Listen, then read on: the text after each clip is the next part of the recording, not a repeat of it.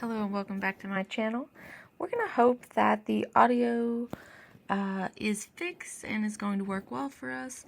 It's been pausing quite a bit, but I'm happy that it seems to be working now. Otherwise, you might catch an audio quality shift a little bit later on in the video if I do need to go back to my laptop microphone. But for now, let's hope that the good luck keeps good looking.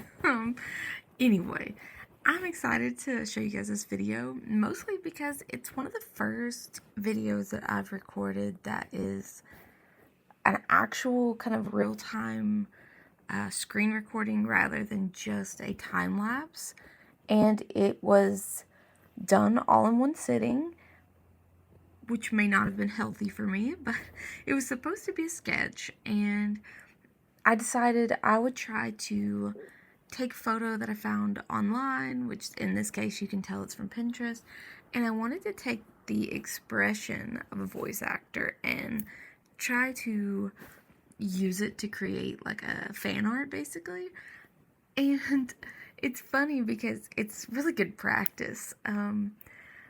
I want to get better at drawing expressions, period, and drawing them in perspective and in different ways. And so I saw this photo, and you can't actually see it in the clip, but Troy Baker's hair is like everywhere, and he reminds me so much of Prompto from Final Fantasy with like the Chocobo hair, basically. Like, it's just big and it's proud and it's kind of fun, it's gravity defying. And I thought, well, I'll draw this one because it's kind of a goofy expression in the photo. He's just being silly.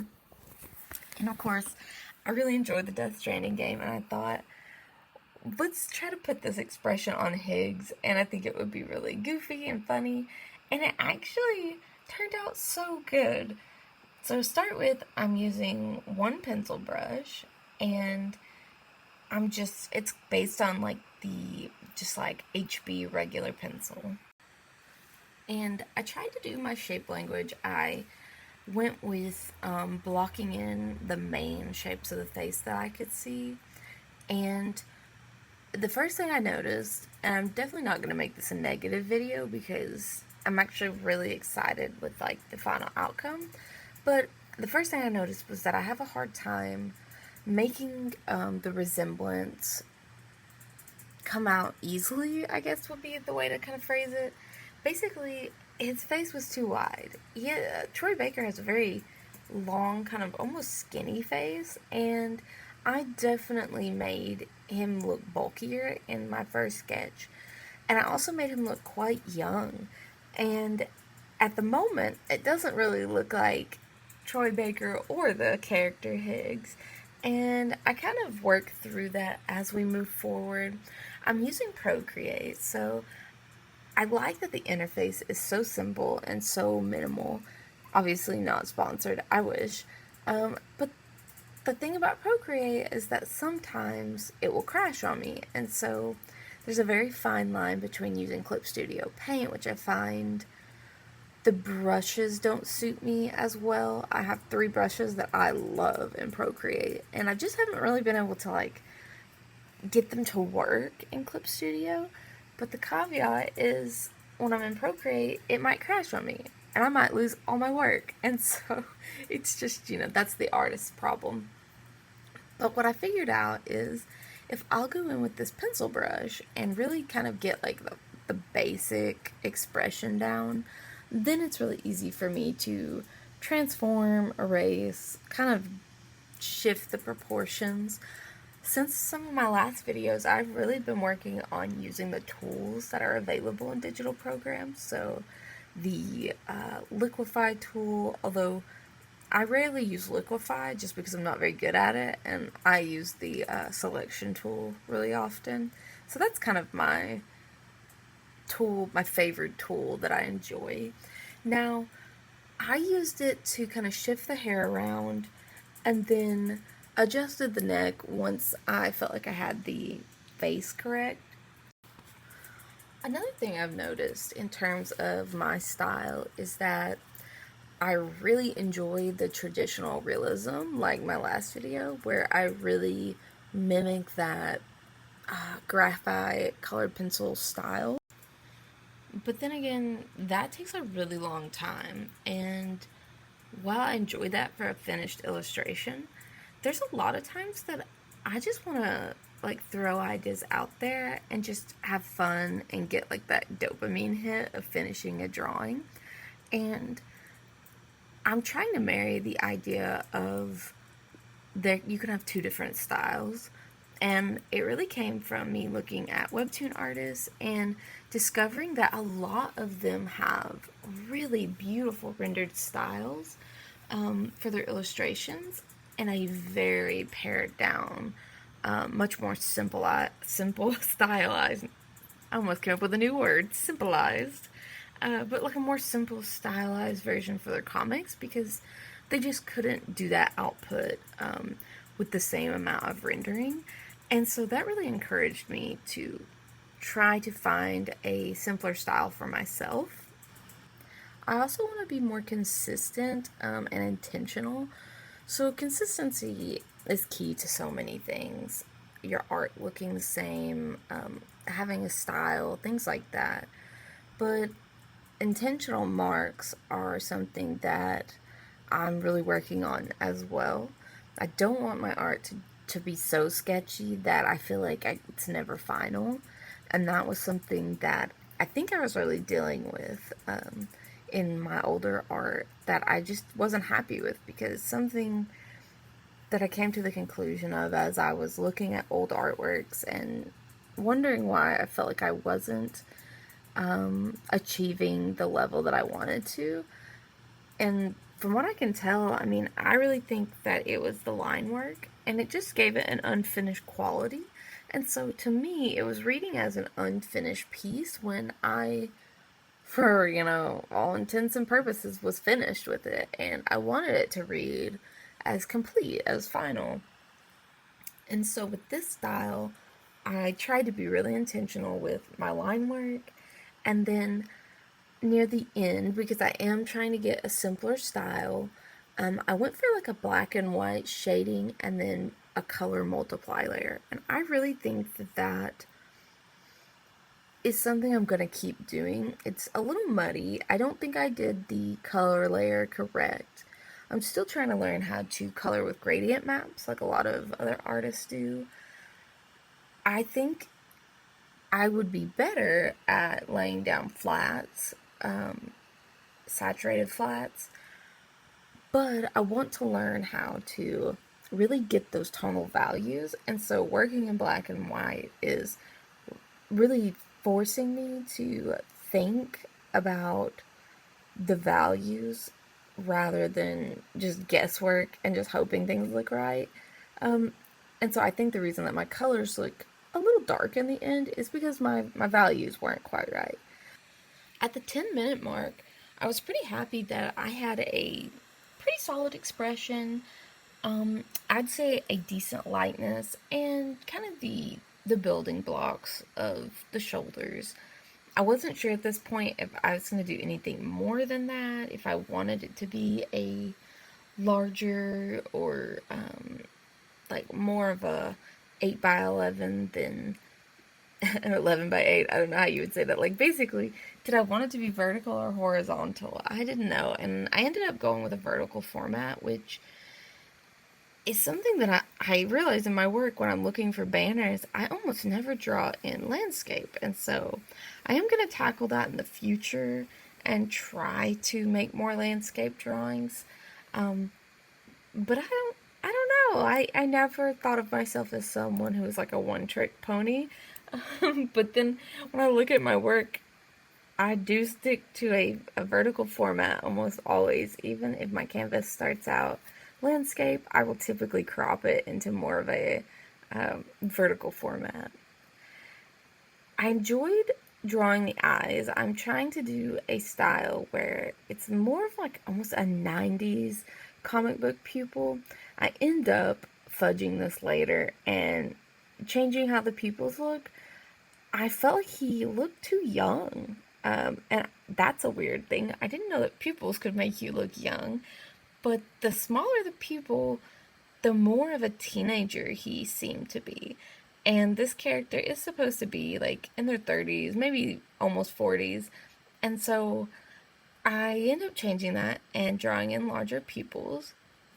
At this point in the drawing, I'm feeling like I have a likeness, but not really understanding why it's not looking like him. In retrospect, I know because I figured this out as I was drawing.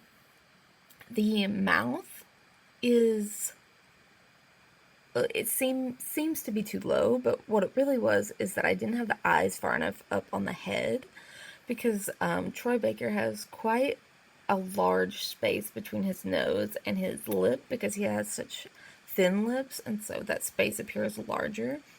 And so I had to move his eyes up, and then I couldn't figure it out. Why did it not look right? And finally, I realized the character doesn't have eyebrows, and I don't know why that never occurred to me. I just, you know how Hannibal, like Mads Mikkelsen, doesn't really have eyebrows. They're just really, really pale. This character like actually doesn't have eyebrows. I think they're shaved off, or that's supposed to be the implication in the game. So that was funny. Once I figured that out, I lightened the eyebrows, kind of made them transparent, really lightened the opacity, and that made a huge difference, and that really helped because his eye makeup is very dark, very gaunt. He has like a oily sort of makeup. It's almost like a grease. And so once I figured out that the eyebrows were throwing me off a little bit, I went ahead and edited those. He's got a very, like, The Cure, The Smiths. He's feeling very much like a 90s goth to me at this point. But that is what he wears in the game.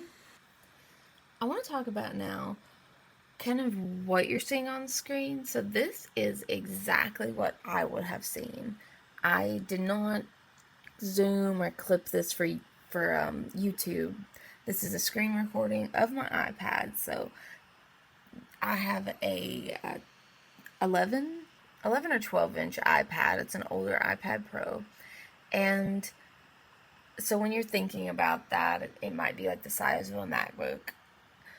That's the size that I was drawing on. Now, for the start of this video, the beginning, I tried to keep it the same size without zooming in. That has been so helpful to me as a mostly traditional artist. In the past, that's kind of where I got my start. I noticed that digital art was really difficult for me to get a likeness, to get proportions. And something that I noticed in my sketchbook is that obviously I can't zoom in, and I'm forced to work in whatever proportion that I start with, whatever scale that I initially put down on the paper. And I often really love those. Like, my traditional sketches feel so much more high energy, loose, and just better overall in terms of really getting a style down, and they seem to come to me much quicker. That helped me realize maybe the issue I was having with digital art and my speed issue, not that it's truly an issue, but I did wonder, why am I so much slower on digital art when that should be the easier medium?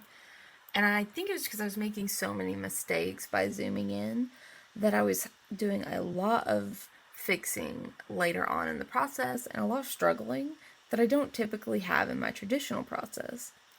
I also used more reference than normal in this. I used a reference for the expression. I used a reference for his neck piece, although you don't see it in the video, but I had images that I've looked at several times for his new outfit. Later on, I use an image to remember what his shawl looked like in game 1. And so the references helped. Drawing at one size and only zooming in later for like smaller details really kept it quick, easy, and I think made my style come out a lot better. I was able to get a level of stylization that I typically can't achieve in digital art. I was able to use reference without copying, or rather, going, I know, I don't know how to explain it because it's not really copying, it isn't what I mean, but usually whenever I use a reference, it can be very stiff because I am simply looking and then mimicking. Whereas with this, because the character is older than the reference photo, it may be the same person and modeled after that same person. But there's various differences such as the eyebrows, the hair length, the age. And since I was just using it as a loose reference, I had the ability to really stylize and kind of pick out the parts that I wanted to focus on, like the eyes or the lips. For me, the idea came to me whenever I, of course, saw this photo of Troy Baker, and I thought, how fun would it be if we got to see the antagonist of the first game? He comes back in the second game. If you're new to my channel, wow, this is the late part in the video, but I did a video about this. So if you don't know who this person is, feel free to go watch any of my Death Stranding videos.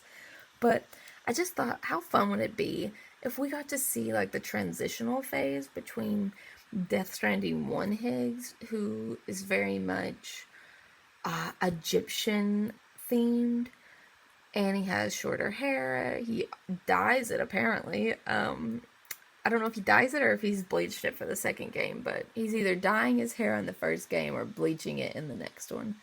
Either way, for me, I just thought his hair had to grow for like a year or two. Because I don't think there's any magical hair growth serum in Death Stranding. And so I thought, there's a solid year that we probably won't get to see, where he was likely slowly transitioning from his outfits and his style in Death Stranding 1 to this newer, armored up, like almost robotic looking version of himself with long blonde hair. And for me, sometimes the fun part of art is just the creativity of when you have an idea, you can put it down on paper. So for me, I thought, I want to see what this character would look like with kind of this medium grown out hair. And that, that is what I did. And I am happy about it. I think that all artists should do what they want, cringe or not. If you have a character that you're really into and you think, I want to see them in, Legos, I want to see them as a Barbie, you should do it because you have the power. You have the power of the pencil. Anyway, I digress. But I basically just am really excited to finally have drawn something that didn't really exist already. And didn't feel like I mimicked or copied anything else. It really felt original to me in terms of like the sketch and the drawing, and that just really made me happy. There are still some things that I wish that I could have done better, that I could have executed better, and that mostly has to do with the fact that it's not a full body, there's really not a background. My strength lies in portraits, and so I'm trying to evolve my art process and, add more things. But I'm also trying not to do too much at once because I listened to a really great video and I can't remember how to pronounce their name. Silvese, I think. Silvese? Salvis? I don't know why that was so hard for me to remember. I think it's Silvese. Anyway, you saw it. I put it on the screen. I linked. I respect them. Sometimes I do find the videos are really long, especially if you're easily distracted. But a lot of what they say is so good, and it's things that as artists and creators we often forget about for whatever reason. And so her video was about, you cannot do everything at once. You cannot tackle everything at once. And For the longest time, I didn't think that I was. I think if I would have seen that video a year ago, maybe even 2 months ago, um, I'd be like, that's not me. But it hit me at just the right time in my art journey that I realized that was me. I was trying to learn color theory, and really apply it in a good professional, like intentional way. I was trying to learn backgrounds at the same time. I was trying to implement more difficult perspectives. I was attempting to learn a new program. And so I basically took a step back and thought to myself, what do I really want to focus on? And I knew that my main goal was to find a brush that I really vibed with. And I have found three brushes. I have my pencil brush, I have like a more wood-like pencil brush that I use for my traditional inspired drawings, like the last video that we watched. Well, you watched, I drew. And then I have a hard round, and I have a very soft kind of blending brush that I use, which is what I did his eyes with. And those four brushes are like the workhorses of my drawings now. And having like a set of brushes that I know how they work, I know how to use them, and it doesn't matter what size I'm drawing in, they're gonna work for me. That cannot be overstated. That is just like the most helpful thing in the world. And credit where credit is due, I have been really inspired by Likelihood Art. I love the way that they draw in almost like a traditional sense. The pencil they use has such awesome like mechanical pencil vibes. I love watching their videos. I wish they would. I can't wait for them to come back full time. I know they're so busy, but just love their stuff. I really think they're the ones that encouraged me to find brushes that I really liked, to use the selection tool, and to kind of like, yeah, push myself, but to like focus in. They do a lot of studies, and they focus on things individually rather than as a whole. So like they practice their eyes, they practice hair, they practice lips, which I don't do as intentionally as I think I should if I really want to be better. In the drawing currently on screen, this is a good example of uh, why I think something like head studies would be really good. At this point in the sketch, I know something's off, but I'm not totally sure what. And I realize that the hair, for the angle that I've drawn the face, is just a bit too voluptuous on top, would be maybe the right word. It just has too much volume, and therefore it is changing sort of like the shape of the face, like the shape language. It's making him look wider, and therefore the face doesn't seem as long or narrow as it should if I really wanted to resemble the character. And at this point in the drawing, I begin to consider gravity exists, and that his hair would fall closer to the skull, and it would not be that poofy. And it was more successful once I considered gravity exists. So, I mean, do what you will with that. If you're ever struggling, maybe just think, is this how gravity works? Because I've noticed I do not consider gravity very often in my drawings. So at this point, that really changed his face shape, gave him that narrower, kind of narrow width, because he's actually got quite a long face in comparison with someone like Sam or Norman Reedus in the game. And so at this point, I've figured out gravity exists. I've also figured out his jaw is just a little too square. He has a very angular face, a very pointed face. And so that's what I spend the next little bit doing, is just trying to make sure that I'm staying true to his actual skull shape and not what I think he looks like.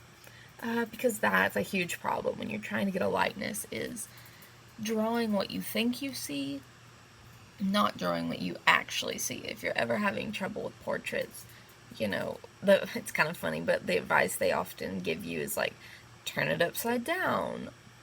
Don't draw it right side up. You'll be able to see things differently. You'll be able to see the shapes easier. Your mind can't fill it in as easily. At this point, we are 25 minutes in, and I have a pretty solid sketch. I'm getting the makeup down, and there is some struggle still. But what would art be if you could just throw it down and it'd be perfect? It just, it wouldn't be art. And the great thing is, I enjoy making these videos because I'm hoping that it will help someone who perhaps was in the same position as me, a few, maybe several years ago, where sometimes it's just really enlightening to see someone else's process and how they figure things out and problem solve as they work. For example, I have still not figured out in this drawing that maybe I've got his proportions off, and I don't get it perfect even at the end, and that's fine, because sometimes it's not about perfection, and this is something I tell myself, better is finished than perfect. But sometimes it's just, do people know who it is? And if they can tell who it is, then you've done your job. And even if they can't, if you like it, then that's great. For me, a big part of why I draw is because I love sharing with other fans. And so for Death Stranding, there are not a lot of people out there. First of all, for a game that has won like most anticipated game of the year, and for a creator like Hideo Kojima, who has so many followers, it just feels like the fandom doesn't exist. There's not a lot of artists, there's not a lot of fan works, there's not a lot of videos out there, and perhaps it's because it's a video game, but I've seen Call of Duty blow up because a guy's wearing a skull mask, and people just ate that up. So it amazes me that there are not more people who enjoy Death Stranding just as fans, like in fandom. It is like built to be an amazing fan fiction like creator. I mean, there's all the tropes about, one bed or whatever. In Death Stranding, you don't even got a bed. It's like one cave. You're stuck out in Timefall. There's so much forced proximity tropes. So it just, when I went looking after I'd first gotten into the fandom, it blew my mind that there just wasn't a bigger fan base. We have Troy Baker, we have Norman Reedus, we have Leia Sadu. I mean, like, we have three of the most beautiful people, and way more beautiful people than that in the game. Like, Hideo Kojima was like, let's put everyone who's good looking in one game.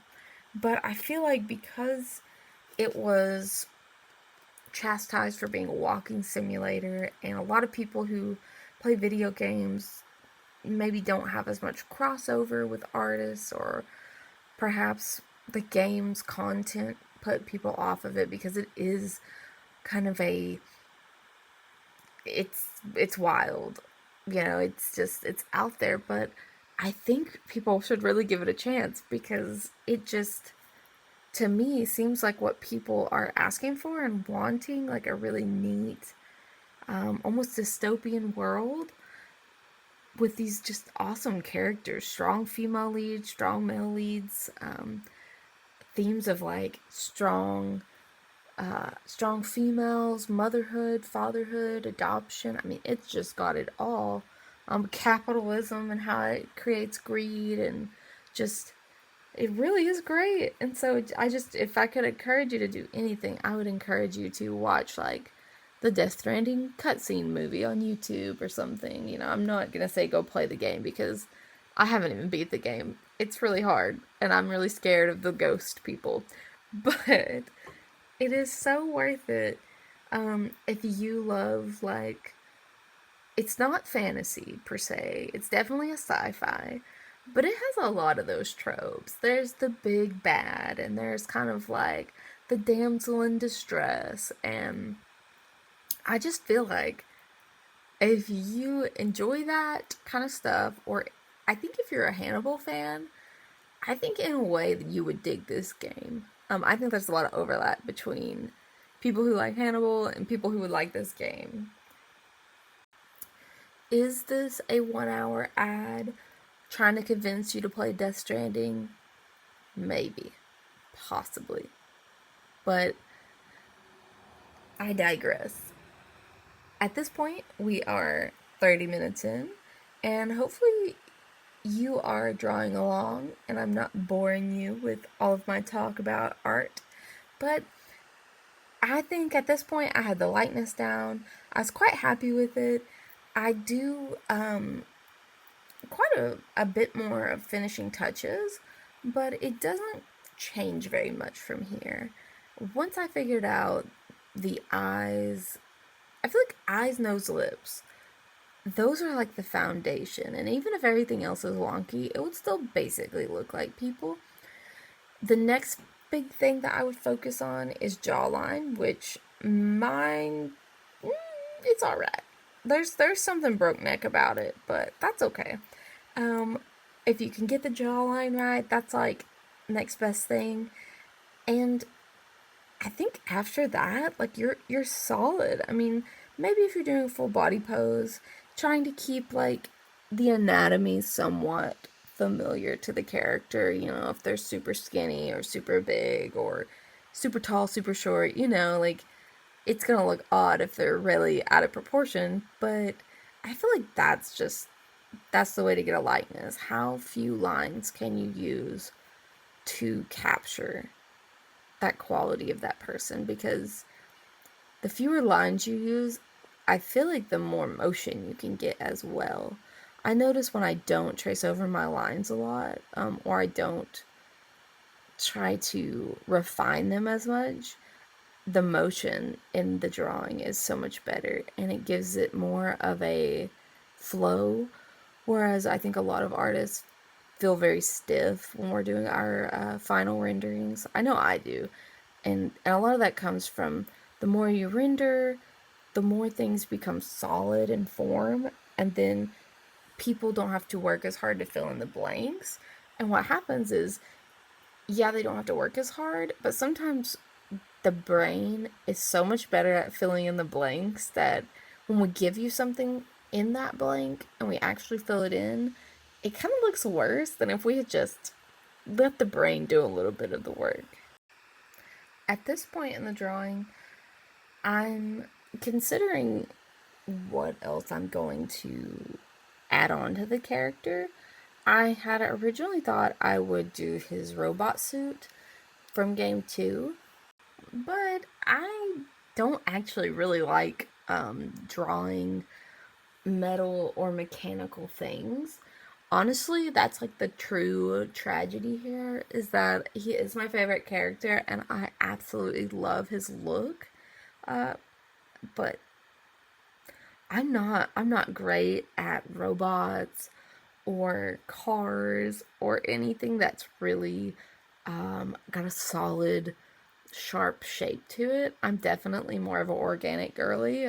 I need curves, and I would be much better at drawing probably vines and trees than I am drawing actual armor. And so I thought to myself, how can I continue with this idea and not torture myself? Because the point of the drawing was, let's draw something that is fun. You know, it's not worth it to draw things that make you frustrated unless you're doing it to get better or to practice. For me, I went into this knowing I wanted to draw something fun. I wanted to do a fan art. I did not want to stress about it, and I wanted to be able to call it finished by the end of the night, which is why I only spent 1 hour on it and called it finished. So whenever you give yourself a time limit like that, especially if this was a warm-up or something, you just really want to stick to that and, focus on what you feel like is the most important. For me, it was the face and the makeup because I knew if I had those elements, then it would be recognizable and I could kind of fudge the other details. Like, for instance, he has his neck piece on from his cyborg outfit. Don't ask me how that works because I don't maybe he's wearing his cyborg outfit underneath his cloak. Who knows? But I had originally started out with that because I like that high neck look that it has. And so I was like, well, what if we have that neck piece, but we have the Egyptian pharaoh shawl from the first game over it? And then because I was like, how can I get away with not drawing that body armor? Because I just didn't want to draw it at all. Um, I decided, well, maybe he's wearing like a torn up shirt over the top of the armor, because this is supposed to be like his mid transition, so maybe he is still wearing something from before. Um, and so I just thought, well, let's do like a ripped neck shirt over the top of that neck piece. Here, I'm actually trying to remember what his shawl looked like. I could not remember if it had, I knew it had gold and it had stripes. And I was like, was it black? I couldn't remember. And so I went and looked at a fan art that I really love. Let me just post that artist. They are so good. I don't know if you'd say Krabbits. Um, in my head, I thought they had a Z in their username. I don't know. But oh my gosh.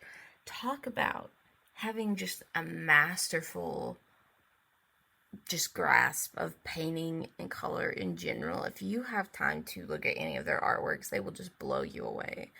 So I was referencing one of their pieces just to see his cloak. I knew I had a photo and I did not want to go safaring, which is, I guess, another tip that I would have. Not that this video has any clear trajectory, but if you can, try to have your references ahead of time. I feel like I have the worst time once I go looking for something.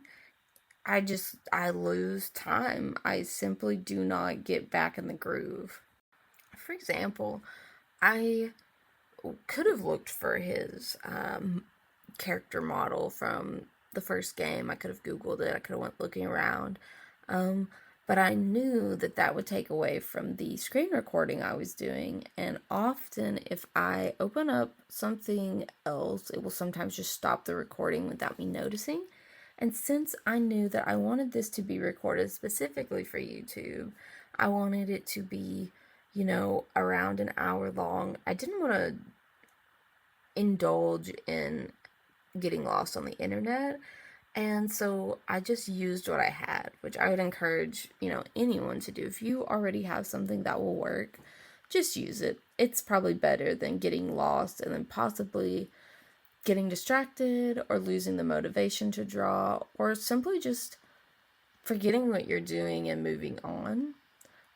Another thing that has been really encouraging to me is to record the process. I have found that since my ADHD diagnosis, which I'm not like here to preach about ADHD, I get it.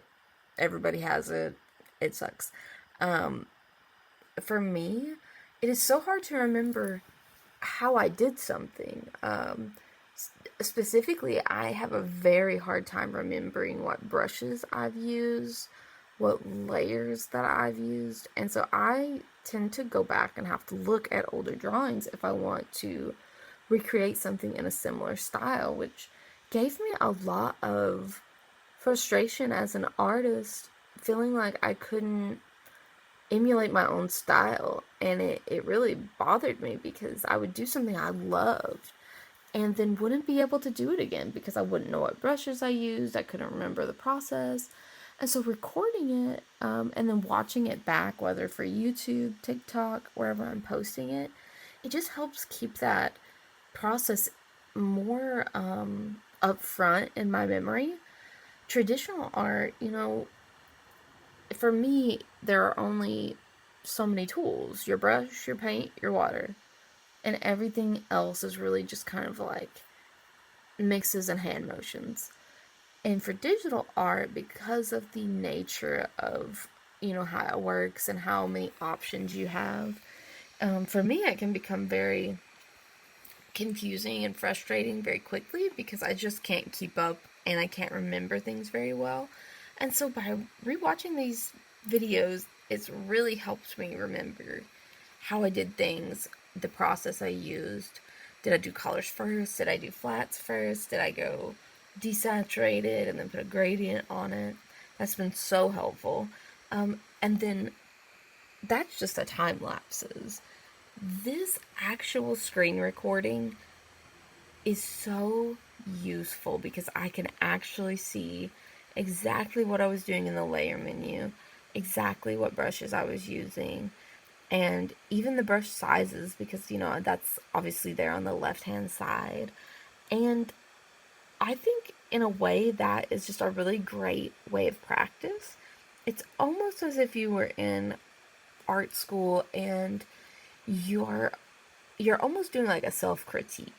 When you watch the video back and you can see the mistakes and you're in a different mindset and you're able to see where things went wrong or where they were successful. That's another thing. As artists, I often feel like we're very critical. Those of us who feel like maybe we're not as good as we could be or we're struggling a little bit with our craft, watching the video back can be such a positive experience because I'm seeing things I'm doing well and thinking to myself, oh, I need to do that again. That was so successful. For example, that's kind of something that you just saw on screen. I started blocking in his shawl and his outfit with a really soft airbrush and immediately realized that was not going to give me the effect that I wanted. So I went back in with the hard brush instead and blocked in the colors. And I think the best thing that you can do for yourself is realize what works and what doesn't, which is hard if you're not going back and looking at your work. For me, I realized that working on a colored canvas is a good thing for me. It helps me become much more in tune with the colors and the values than working on a white canvas. It also gives me way less of a headache. And it kind of sets me up for success in the fact that it's a very neutral canvas. And so even though it does have a warm tone to it, I can build those black and white gradients up and those flats, I meant flats, those black and white flats up, and then decide if I want to throw a gradient on top. The only unfortunate thing about Procreate is I really don't understand how to use gradients very well in there. I'm much better at Photoshop in that respect.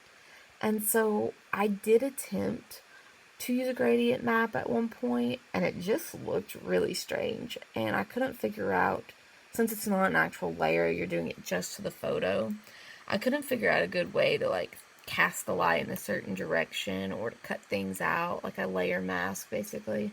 And so instead of stressing about it, I just said, I don't need a gradient. I'll do my flats. I will do a multiply layer and do my best to make it look at least a little bit shaded so that it gives a little bit of light and dark to the form. But it was another moment where I had to ask myself, what is the purpose of this drawing? Is this to be perfect, or is this to get something drawn, get something finished, and become better at this craft? And once I asked myself that, it was super easy. Like, the reason was, this is for fun. This is to practice drawing in black and white. This was not something to set myself up for failure and to judge myself on. And it's actually the reason when we get to the end of the video, part of it is a time lapse because I got to a certain point with the coloring and I felt like it was finished. And I thought, I don't know where to go from here and I don't know how to take it any further. So I'm just gonna let it be. And I turned off my screen recording and kind of freed myself from the pressure of performing, and I played around with the settings, the color dodge layers, and I finally ended up on a multiply layer with just kind of a red tone, a warm tone for his skin. And it did help kind of set his skin tone apart from the background. The difficult thing for me when I'm drawing him with other characters is that he appears to be a pale character, like a pale person, but when you see him next to someone like Fragile or Sam, he's actually got a pretty warm skin tone. And so that can sometimes throw me off when I'm trying to color pick the correct values, because he's actually not that pale. And I definitely struggled with that when I was putting down my colors. I realized that the more that I put down a value, the darker he looked. And that wasn't, I didn't, he is not dark skinned, he's not tan or anything. He's just got like a warmer skin tone. And so I really had a difficult time making the values and the tones reflect what he actually looks like. And I think I still made him tanner than he needed to be for someone who doesn't ever see the sun. But overall, I really liked the look of like 90s goth, kind of almost vampire-like, which the character seems to be heavily inspired by 80s hair bands, Bowie specifically. And so I think taking inspiration from the Smiths, The Cure, David Bowie, I think taking inspiration from any of them is going to stay true to the character. I attempted during some of my practices, there was some other art that I've drawn that unfortunately cannot be posted to YouTube because it's a little too scandalous for YouTube, but you can follow me on Blue Sky if you want to see that stuff. But I did a lot of messing around with like, how can I create a skin tone? What's the best way for me to do this? What's going to make the values look most correct? And I came to the conclusion that currently, with my skill set, the multiply layer is definitely the best mode for me to use, but I'm looking for more options and trying to watch more videos and learn from more people, because it's still not what I would like. It's not exactly where I would want it to be, but that's fine. I've just started. I've just decided that I want this sketch style to be something that I can utilize more than my final illustration style. I'm not even sure how you would refer to that. I guess you would just call it simpler rendering, a more simple illustration. Because, really, and if you really think about it, they both take hours. They both take time to make. And so it's not that either of them are technically lesser than, just because I spent 8 hours on a portrait with, in a different digital drawing and 1 hour on this, doesn't make either of them better or less better than the other. But it definitely does make a difference in terms of maybe how finished they look. This one for sure does not seem as finished as perhaps another illustration. But I think the payoff for me, and if you're someone who feels like you're just not putting any art out because everything just takes you so long, that's kind of what I was dealing with, and it was bumming me out because I was kind of getting to where I didn't even want to finish the big stuff that I was doing because it was taking so long, and I was really losing steam, and I'm not drawing it for anyone but myself and like 10 fans. It's not like it's my job, and I'd love for it to be my job, but because it's not that serious, I'm not making money off of it, I'm just doing it for fun, I feel like this is going to be a healthier way to draw, a healthier style for me, because it doesn't take as long, and it's going to be simpler, I think, to get the process down and be more efficient.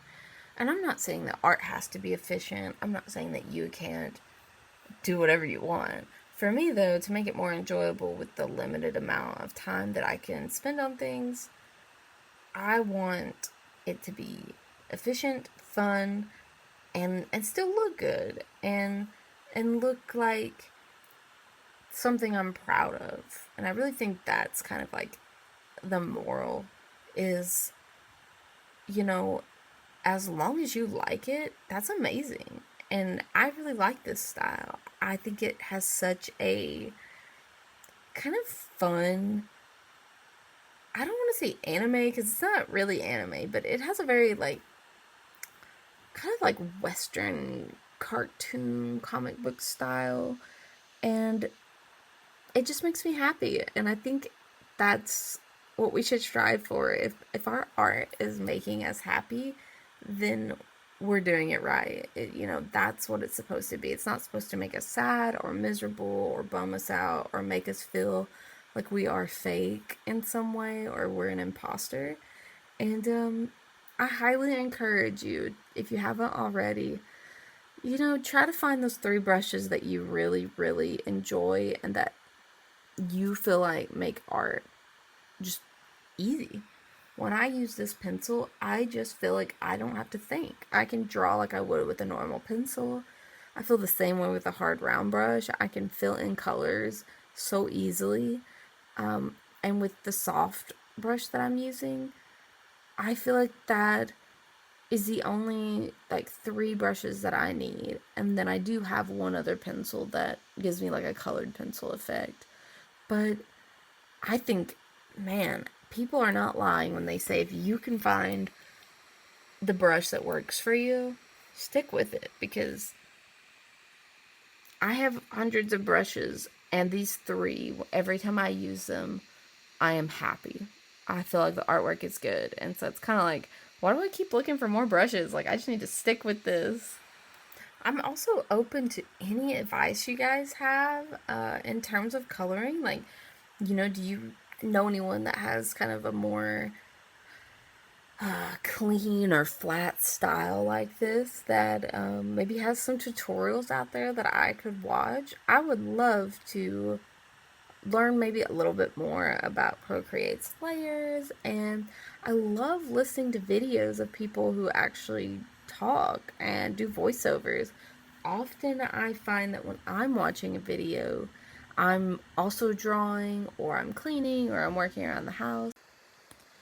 As we're coming to the finale of this, and we're not quite to the end, there's another 10 minutes or so, I would love to know some things from you guys. First of all, what's your favorite video game? Are you an artist? Do you like to draw?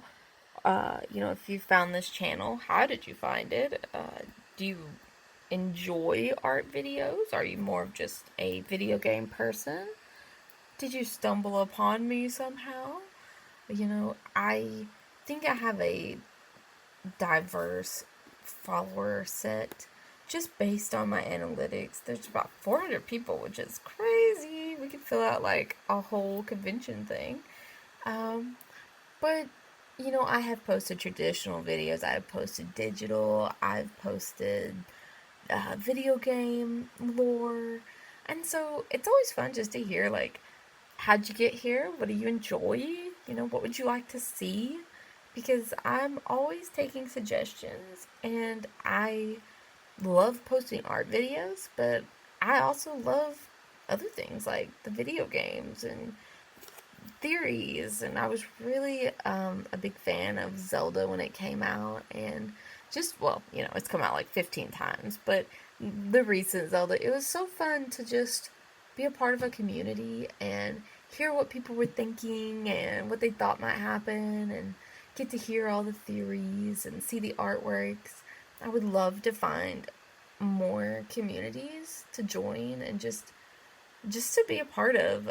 Sometimes, even though it is really magical to be an artist and be able to create what you want to see, and put characters in situations that you think are fun or funny or whatever, it's kind of sad when you don't have anyone to share that with. So if you are a Death Stranding person, I would love to, interact with you. I'm on Blue Sky and Instagram and Tumblr. I'm also really open to following other artists, especially like if our styles are like in the same realm. You know, I don't draw like a ton of cars or like animals or anything, but that doesn't mean I wouldn't like seeing it on like my Instagram feed. So if you are a fellow artist and you found this channel, I would love to support you. Just let me know like where you are, how to find you. I think the best thing that has happened for me this past year is having time to focus on my goals, but also finding just like a small community on Tumblr of people who enjoy my art and say nice things to me. That's a big motivator, is just having people that are kind and that say nice things and are just like, this is really cool, or I enjoy this, or thanks for posting it. And if you have an artist in your life online or even in person, you know, I feel like we're all typically these creatures who create, but we almost feel like imposters. So if you have someone in your life that, you think their art's good, you should be like, your art is good. I'm really proud that you're putting it out there. And, support them as best you can, especially in, like, the time of that shall not be named that's everywhere. I think it's more important than ever to, like, find a community, find, like, a fandom that you enjoy, and avoid the toxic stuff. But there's always niches in those communities for people to be a part of and to really find a place in. So I encourage you to kind of reach out and try to find your space out there. And if you have a video game that you enjoy, or a movie, or a television show, or a book, I guarantee you, like, there's at least a few people out there that would love to talk about it. If you are new to the channel, feel free to subscribe or like the video. Liking the video does a lot for me. Sharing does a lot. The algorithm really likes that. And I'm nothing if not a slave to the algorithm, because I would like to find more people, and more people that enjoy what I enjoy and that I can connect with. I would also love to be monetized at some point. That would just be the coolest. So, like, subscribe, leave a comment, whatever you feel like doing. If you want to follow me on socials, that's fine too.